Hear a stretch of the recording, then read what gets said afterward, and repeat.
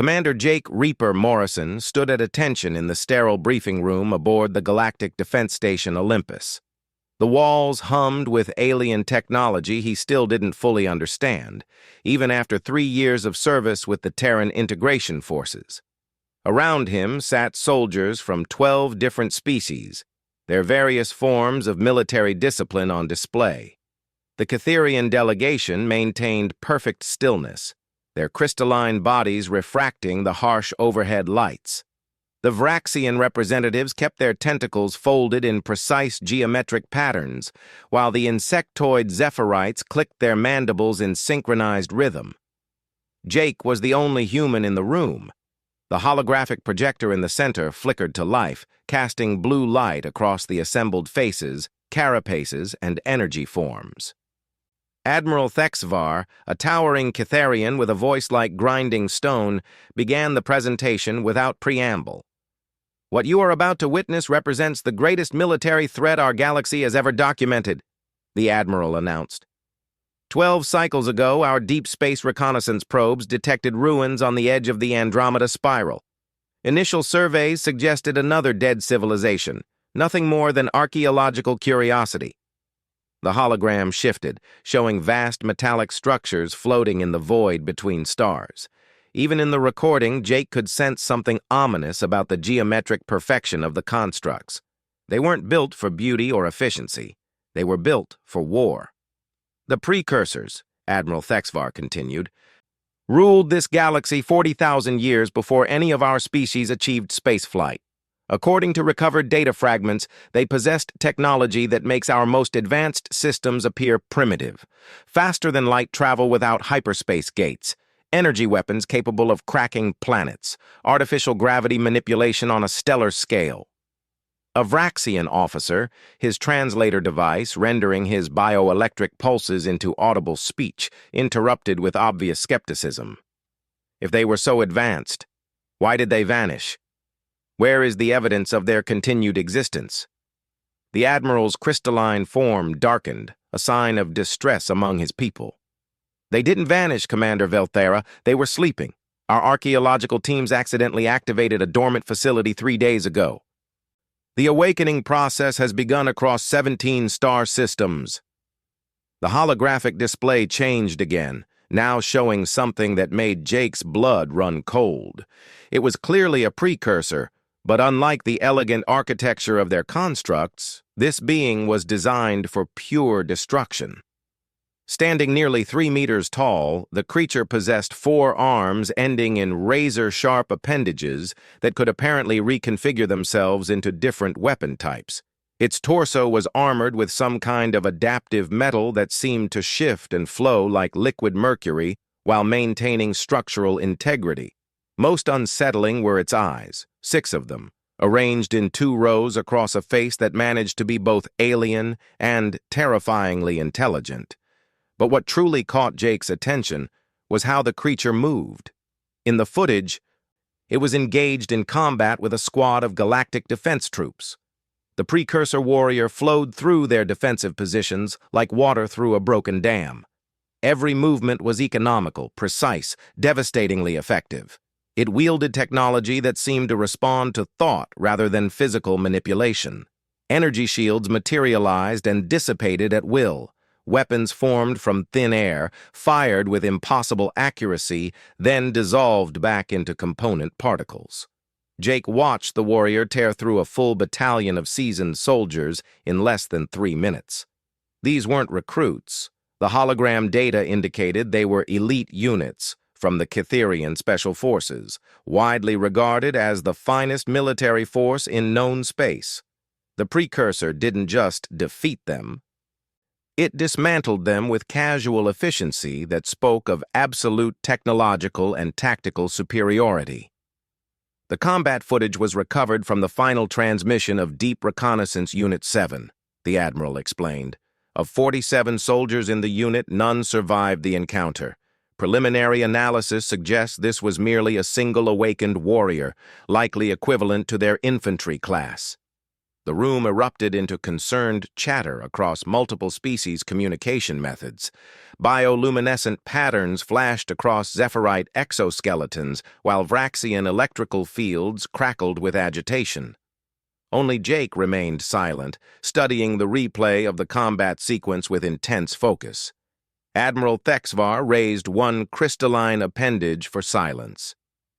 Our xenobiologists estimate that approximately 1 million precursor warriors remain in hibernation across their discovered facilities. If they continue awakening at the current rate, we have perhaps 6 months before they achieve sufficient numbers to begin systematic expansion. "What are our strategic options?" asked a Zephyrite colonel, her translated voice carrying musical harmonics of barely controlled fear. "Limited," the admiral admitted. "Our conventional weapons proved ineffective against their personal shielding. Their technology operates on principles we don't understand. Our best tactical computers predict a 17% survival rate for galactic civilization if we engage them in direct conflict using current strategies." Jake cleared his throat. In the multi-species gathering, the sound seemed almost primitive. But it drew immediate attention. "Sir, permission to speak?" "Granted, Commander Morrison. Your species' perspective may provide insight we've overlooked." Jake stood, his human frame appearing almost fragile compared to the alien soldiers surrounding him. "I'd like to study that combat footage in detail, sir. There might be tactical approaches we haven't considered." Several of the alien officers exchanged what Jake had learned to recognize as expressions of polite skepticism. Humans were still the newest members of the Galactic Defense Forces, having achieved spaceflight only 50 years earlier. While they had proven surprisingly adaptable and effective in conventional conflicts, the idea that human tactics could address a threat that had overwhelmed their most advanced species struck many as optimistic at best. But Admiral Thexvar nodded slowly. "Very well, Commander. You'll have access to all recovered intelligence. However, understand the urgency of our situation. We estimate 4 days before the next major precursor facility comes online." The briefing concluded with assignment of responsibilities. Most species were tasked with evacuation planning or defensive preparations. Jake received access to the intelligence archives and a small research team. As the other officers filed out, discussing contingencies in their various languages, Jake remained seated, watching the combat footage loop endlessly. There was something about the precursor warrior's movements that nagged at him. The creature was undeniably superior in technology and individual capability, but there were patterns in its behavior, predictable elements. During his 12 years as a Navy SEAL before joining the Galactic Defense Forces, Jake had learned that every enemy, no matter how advanced, had weaknesses. The trick was recognizing that superiority in one area often meant assumptions and blind spots in others. Over the next 18 hours, Jake immersed himself in every scrap of available precursor intelligence. Their technology was indeed far beyond anything the current galactic civilization possessed. Their individual warriors were faster, stronger, and better armed than any known soldier. But as Jake studied their tactical approaches, he began to notice something crucial. The precursors fought like they had never faced meaningful resistance. Their combat doctrine was based on overwhelming technological superiority. They advanced directly toward objectives, confident that their shields and weapons would handle any opposition. Their warriors operated individually or in small groups, coordinating through their advanced technology, but lacking the kind of complex team tactics that characterized modern military units. More importantly, their movements suggested they had never encountered an enemy willing to accept casualties to achieve objectives. Every species the precursors had previously conquered had apparently tried to match them in technology or direct force.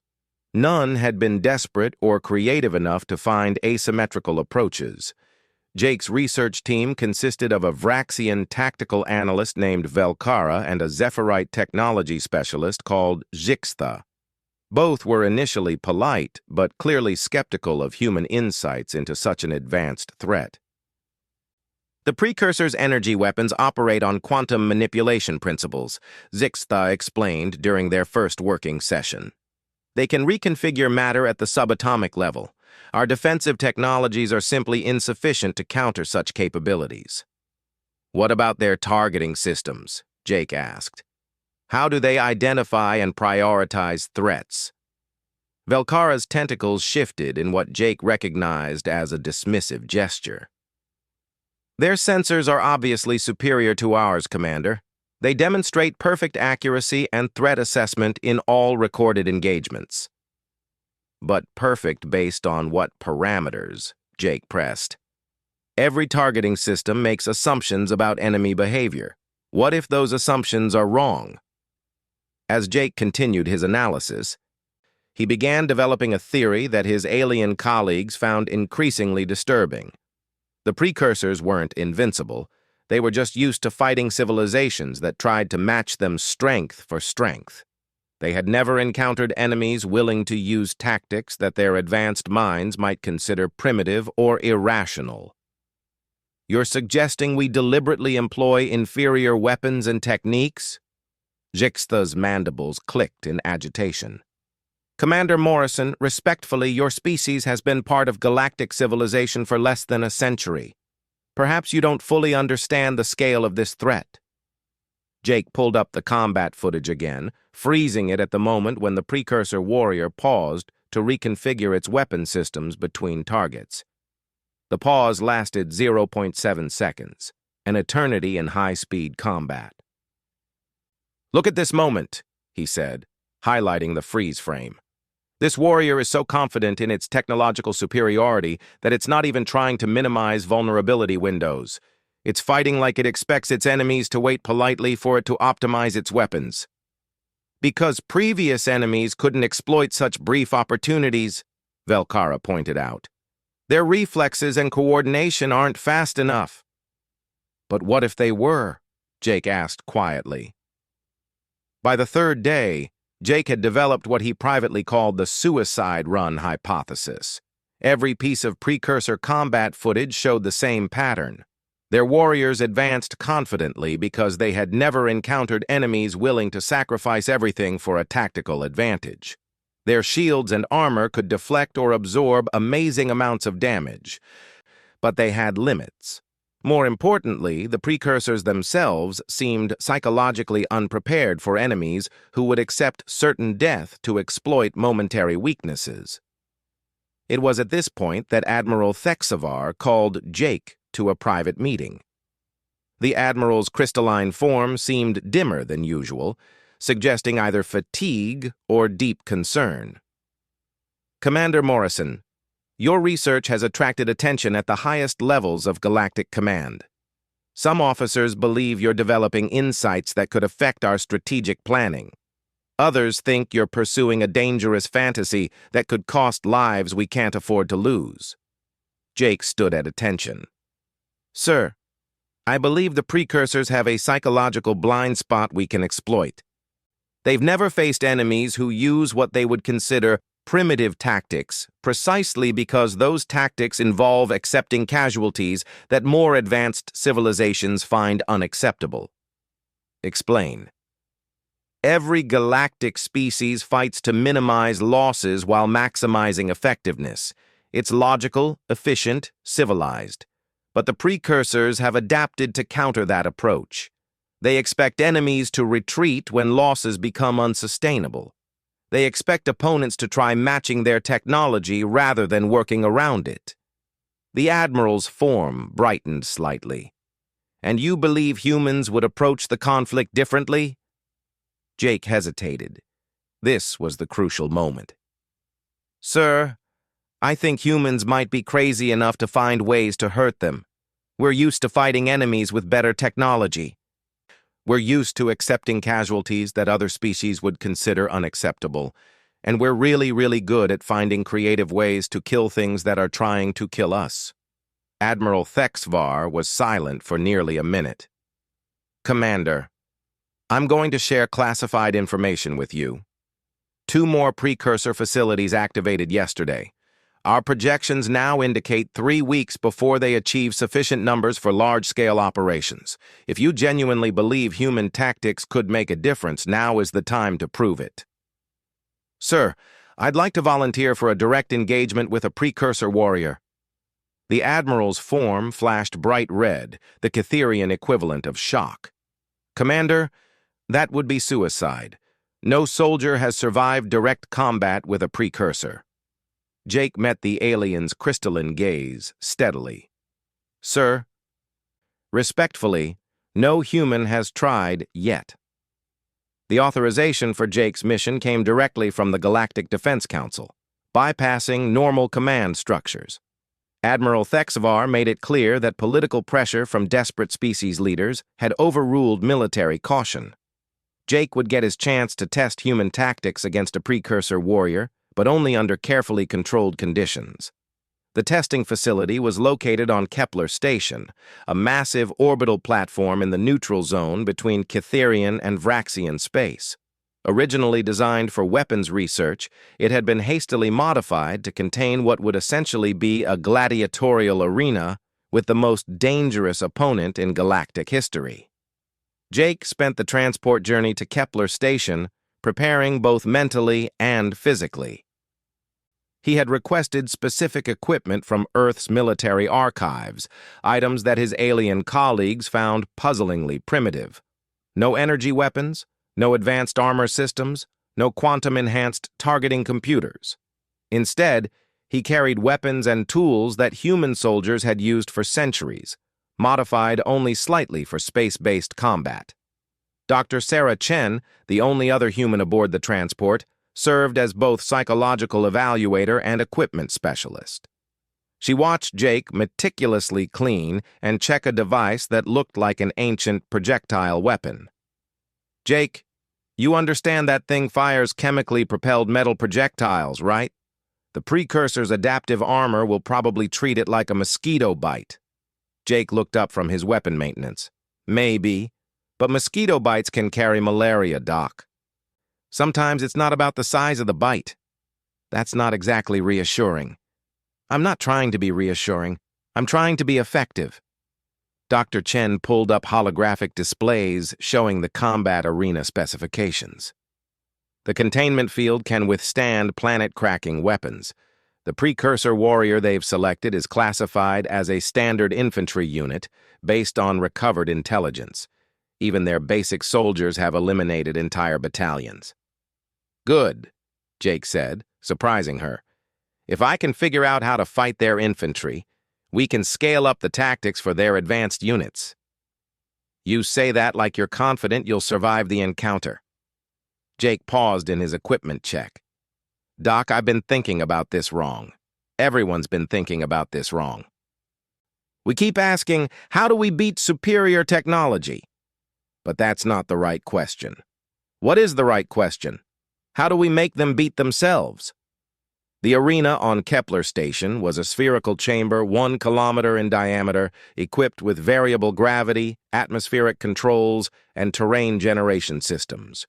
For Jake's test, they had configured it to simulate a standard planetary surface with Earth normal gravity and atmosphere. Rocky terrain provided cover and elevation changes, while open areas would force direct confrontation.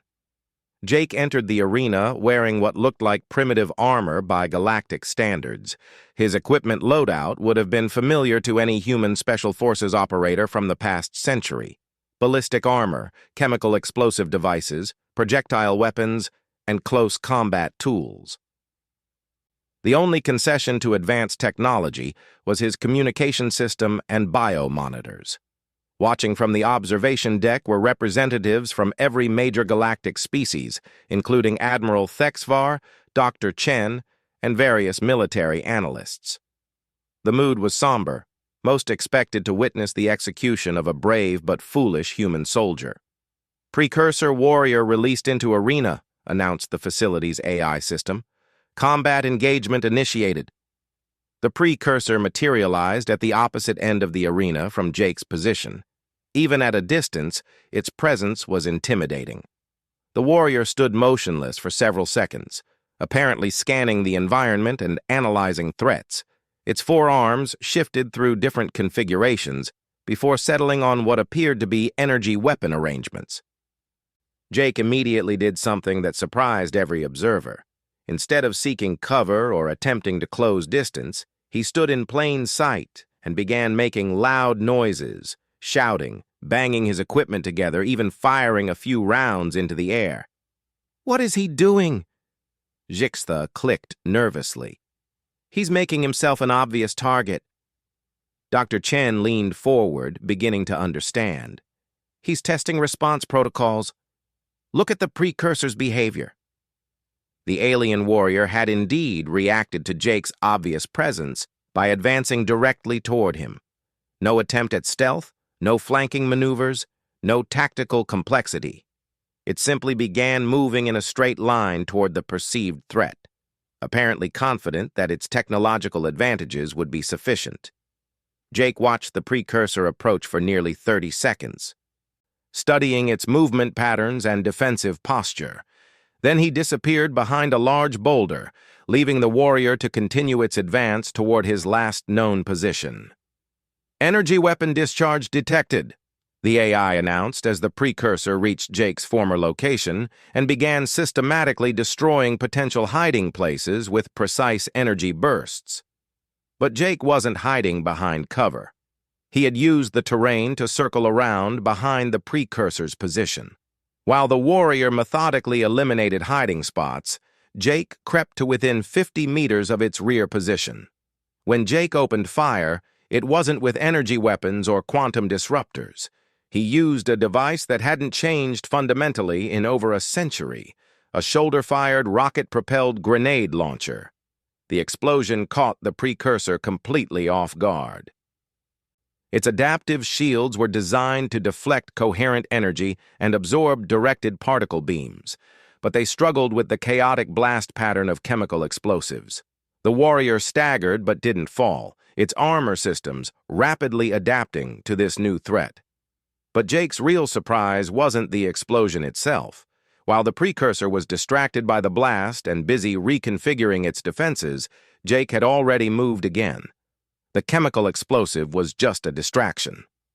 "Movement behind target," one of the observers noted. "How did he cover that distance so quickly?" Jake hadn't covered distance quickly. He had covered it quietly while the Precursor was focused on the obvious threat.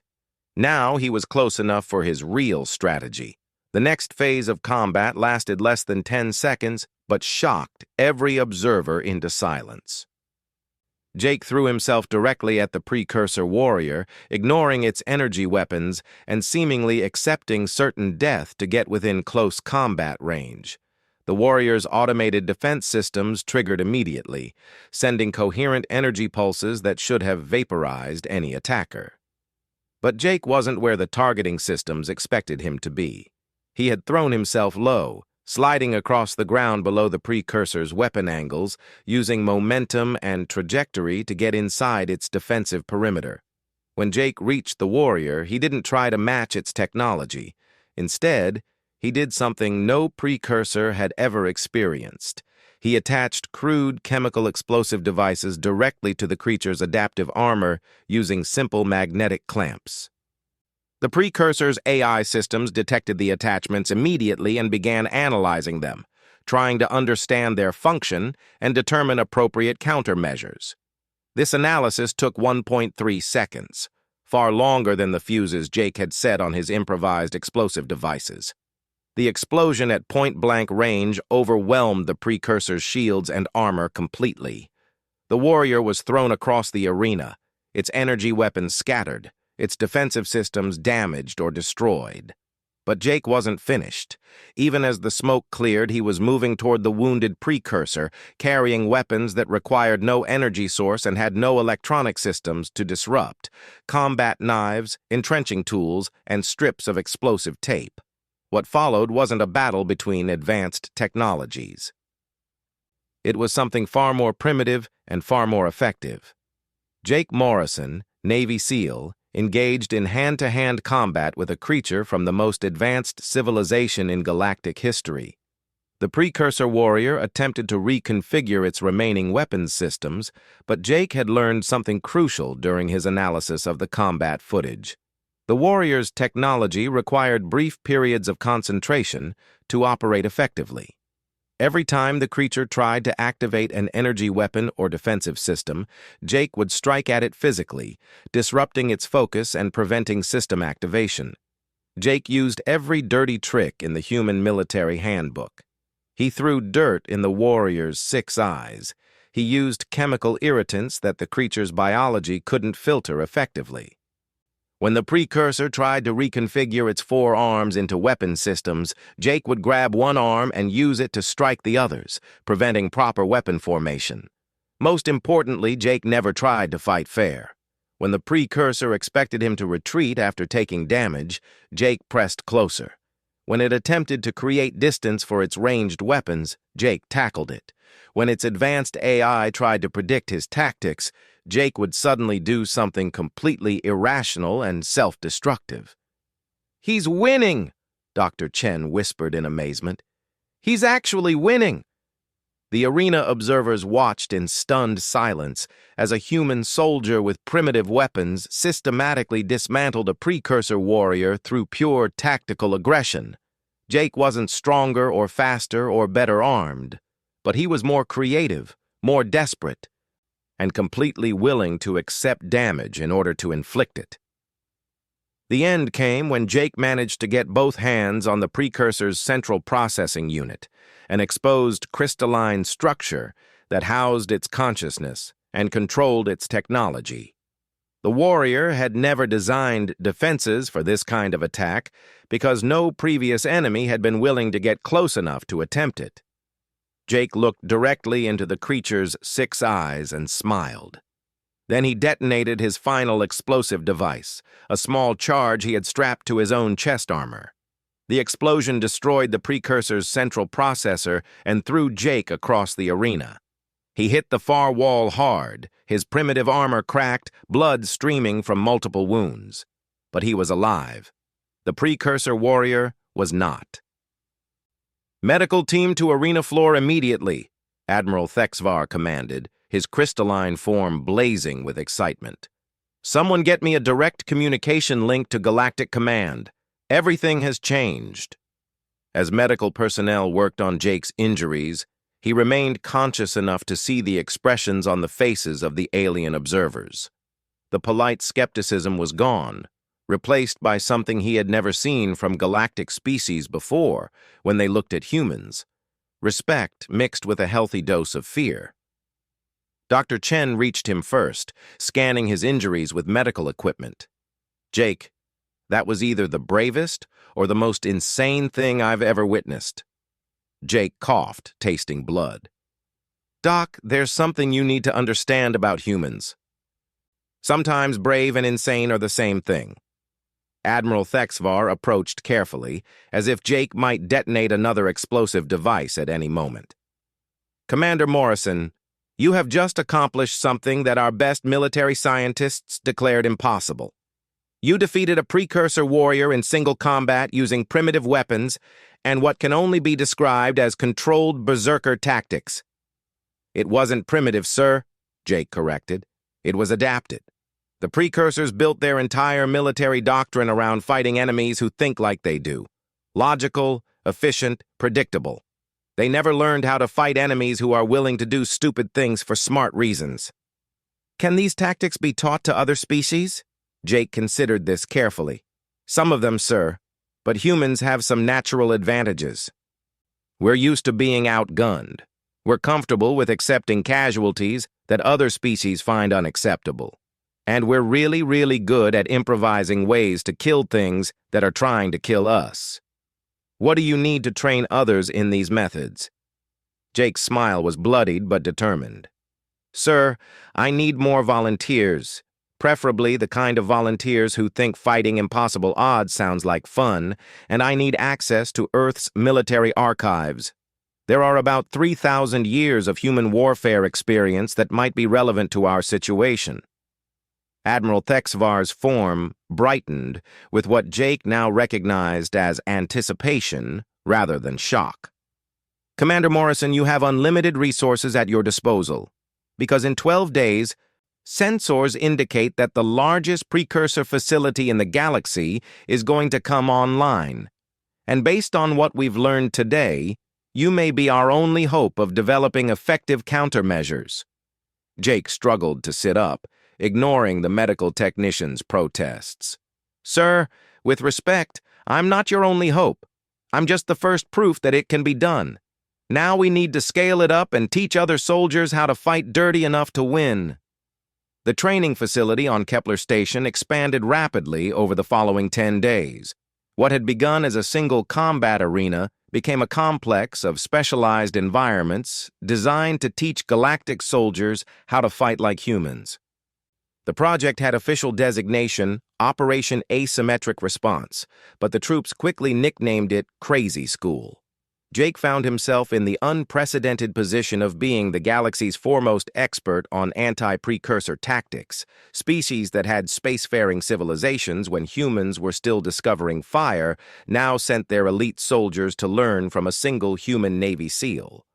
The first challenge was psychological. Most galactic species had evolved beyond what they considered primitive, aggressive instincts. The Catherians approached combat like a mathematical exercise in efficiency. Vraxians coordinated through bioelectric fields that optimized group tactics. Zephirites used their natural hive mind tendencies to achieve perfect unit synchronization. None of them were prepared for Jake's fundamental lesson. Sometimes the best tactic is the one that makes no sense. Tactical Doctrine Lesson 1. Jake announced to his first class of alien soldiers. Everything you know about military efficiency is going to get you killed against precursors. They've studied 40,000 years of logical warfare. They know how to counter every sensible strategy. Commander Velkara, the Vraxian tactical analyst who had worked with Jake during his initial research, rippled her tentacles in what Jake now recognized as confusion. If logical tactics are ineffective, what alternative do you propose? Jake grinned and pulled out a device that made several aliens recoil in alarm. It was a primitive chemical explosive, the kind that human soldiers had used for centuries before energy weapons were developed. "We're going to teach you to fight stupid," he said, "and it's going to save all our lives." The training regimen Jake developed was unlike anything in galactic military history. Where traditional combat instruction emphasized minimizing risk and maximizing technological advantages, Jake's program deliberately taught soldiers to accept damage in order to inflict it. He showed them how to use their opponent's technological superiority against them. The first successful graduate was surprisingly a Zephirite named Clixthra. Her species' insectoid physiology actually proved advantageous for Jake's tactics. She was naturally fast, could survive significant physical damage, and had predatory instincts that other species had evolved beyond. The key, Jake explained during one of their training sessions, is understanding that the Precursor's technology makes them predictable. Their AI systems are designed to counter logical responses to superior firepower. But what happens when you do something that no logical opponent would attempt? Clixthra demonstrated by attacking a simulated precursor position. Instead of seeking cover from the energy weapons, she ran directly into the line of fire while detonating chemical smoke devices that confused the AI targeting systems. While the simulation struggled to compensate for the chaotic sensor input, she closed to knife-fighting range. The AI is trying to process smoke patterns, explosive residue, and irrational movement vectors, Jake noted to the other trainees. It's so busy analyzing threats that it can't respond to them effectively. But scaling up individual tactics to unit strategies proved more challenging. Human military doctrine had centuries of experience coordinating soldiers who thought independently and could improvise under pressure. Most galactic species relied on central coordination and technological integration. The breakthrough came when Jake partnered with Captain Rex Thari, a Catherian Special Forces officer who had volunteered for the program despite his species' natural preference for logical approaches. Rexithari's crystalline structure could process tactical information faster than most organic brains, but he was willing to deliberately make suboptimal decisions if they achieved strategic surprise. Human warfare appears to operate on controlled chaos principles, Rexithari observed during a joint training exercise. Individual units act independently while maintaining loose coordination toward common objectives. That's exactly right, Jake confirmed. We call it commander's intent. Instead of telling soldiers exactly what to do, you tell them what needs to happen and trust them to figure out how. The joint exercises produced some spectacular failures as alien soldiers struggled to adapt to improvised tactics. But gradually, patterns emerged.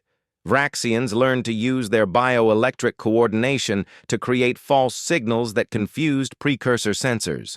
Zephyrite discovered that their natural camouflage could be enhanced with primitive materials that technological sensors often overlooked. Catherians found that their mathematical processing power could calculate seemingly random attack patterns that were actually precisely designed to exploit AI vulnerabilities. Jake's most successful innovation was what he called weapons degradation theory. Precursor technology was designed to counter advanced energy weapons and quantum-enhanced projectiles. Their defensive systems had millions of years of experience deflecting coherent energy beams and particle accelerators. But they had never encountered enemies who deliberately used inferior technology. Chemical explosives don't follow energy patterns, Jake explained during a weapons workshop. Their blast effects are chaotic, unpredictable, impossible to calculate precisely. Precursor shields can absorb directed energy, but they struggle with the random force distribution of primitive explosives. Dr. Chen had arrived from Earth with several cargo containers of equipment that made the alien soldiers nervous. Ancient human weapons that had been obsolete for decades. Gunpowder charges, chemical irritants, kinetic penetrators, and devices designed to cause maximum confusion rather than maximum damage. I feel like we're teaching the galaxy to fight with sticks and stones, she confided to Jake during a brief break between training sessions. Sticks and stones that can break their bones, Jake replied. The precursors never developed countermeasures for weapons they considered primitive because no advanced civilization would use them. Except humans. Except humans. We've been fighting with inferior equipment our entire history. We know how to make weakness into strength. The real test came on day 8 of the training program, when Admiral Thexvar announced that long-range sensors had detected the activation of the major precursor facility. Intelligence estimates suggested nearly 10,000 warriors were awakening from their 40,000-year hibernation. The facility is located in the neutral zone, approximately 3 light-years from our position, the Admiral briefed the assembled forces. Our strategic analysis indicates they will require approximately 48 hours to complete their awakening cycle and begin aggressive operations. Jake looked around the briefing room at the mixed force they had assembled. 50 soldiers from 6 different species, trained in tactics that their own military academies would have considered insane just 2 weeks earlier. "Sir," Jake said, "request permission to take a volunteer force and engage the precursors while they're still in their activation phase." The Admiral's crystalline form flickered through several colors, indicating rapid processing of implications. "Commander Morrison, that would essentially be a suicide mission against overwhelming odds using experimental tactics." "Yes, sir. But it's also our best chance to test these methods under real combat conditions before they become an existential threat to galactic civilization." Captain Rexithari stepped forward. "Admiral, the human tactics show promise, but they require field verification. If Commander Morrison's theories are correct, a small force could potentially inflict significant damage while the precursors are still in their awakening phase. And if his theories are incorrect?" Rexithari's form brightened in what Jake had learned was the Catherian equivalent of a shrug. Then we lose 50 soldiers instead of 50 billion civilians. The volunteer force that assembled for what military historians would later call the First Asymmetric Engagement represented the most unusual military unit in galactic history. They carried weapons that were older than some civilizations and planned to use tactics that violated every principle of advanced warfare. Jake's pre-mission briefing was characteristically direct. We're going to do something that no sane military force would attempt. We're going to attack a superior enemy in a fortified position using inferior weapons. The only reason this might work is that they won't be expecting it. Clixthra's mandibles clicked with what Jake now recognized as Zephyrite amusement. Commander Morrison, when you describe it that way, it sounds completely insane. That's the point, Jake replied. Sanity is predictable. Predictable gets you killed when you're fighting precursors. The transport to the Precursor facility took 18 hours. During the journey, Jake found himself in conversation with soldiers from species he had barely known existed just months earlier.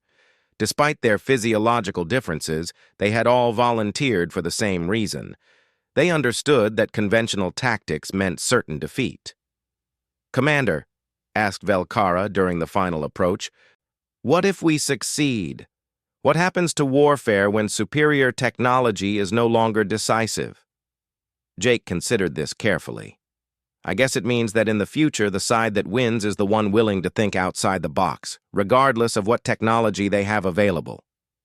That seems to favor species with certain psychological characteristics? Maybe. Or maybe it just means that everyone needs to learn how to fight dirty when civilization is at stake."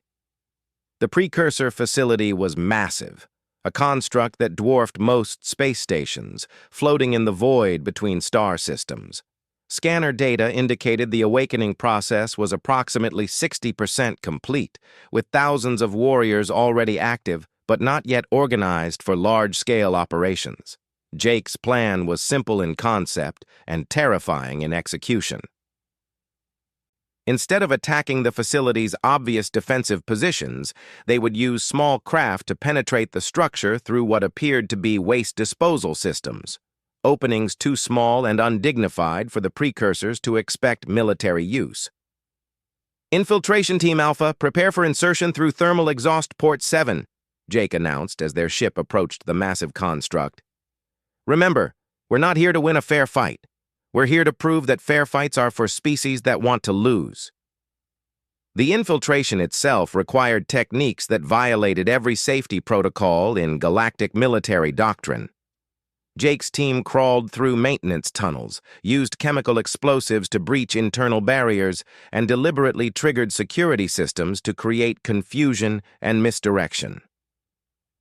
When they finally encountered active precursor warriors, the engagement played out exactly as Jake had theorized. The ancient aliens were indeed technologically superior, but they were completely unprepared for enemies who used primitive weapons in suicidal attack patterns. The first precursor warrior they encountered fell to Clixthra, who had learned Jake's signature tactic of explosive close assault.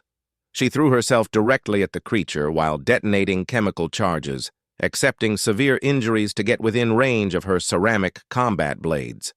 The second fell to Rexathari, who used his crystalline structure to refract the warrior's energy weapons while closing to point-blank range with projectile weapons that fired simple kinetic rounds. What followed was 6 hours of running combat through the Precursor facility. Jake's team used every dirty trick they had learned: chemical irritants, explosive distractions, weapons deliberately designed to be impossible for AI systems to predict or counter. They lost 12 soldiers during the engagement, casualties that would have been considered unacceptable by conventional military standards. But they accomplished something that would change galactic warfare forever. They proved that precursors could be defeated. The facility's central command structure fell when Jake personally delivered a primitive nuclear device to its core processing center. The explosion destroyed thousands of awakening warriors and sent a signal across galactic space that could not be ignored. Humanity had found a way to fight gods and win. The aftermath of the first asymmetric engagement transformed Jake Morrison from an unknown human soldier into the most famous military figure in galactic history. More importantly, it established tactical principles that would save billions of lives over the following years.